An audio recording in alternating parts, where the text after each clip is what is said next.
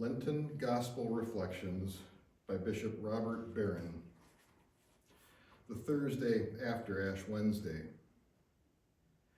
Jesus said to his disciples, "The Son of Man must suffer greatly and be rejected by the elders, the chief priests, and the scribes, and be killed, and on the third day be raised." Then he said to all, "If anyone wishes to come after me, he must deny himself and take up his cross daily and follow me. For whoever wishes to save his life will lose it, but whoever loses his life for my sake will save it. What profit is there for one to gain the whole world, yet lose or forfeit himself?" Bishop Barron says, "Friends, in today's gospel, the Lord lays out the conditions for discipleship.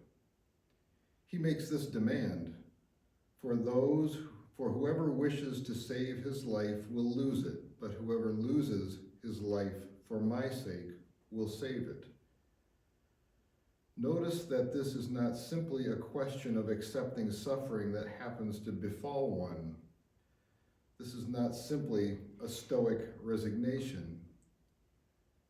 Jesus is telling us actively to take up our crosses, to seek them out, to carry them as he willingly carried his.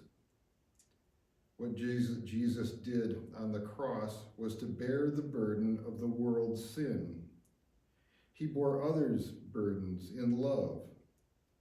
And this is what we must do, actively, proactively seeking out ways to enlighten other people's loads. Dietrich Bonhoeffer commented that when the Lord summons a person to discipleship, he calls him to come and die. When the blind Bartimaeus received his sight at the midpoint of the Gospel of Mark, he followed Jesus up the road that would lead to Calvary. The way of the Christian life begins and ends with the man who is God dying on a cross. Reflect on this. In what ways can you go out of your way this Lent to choose one person in your life and lighten his or her load?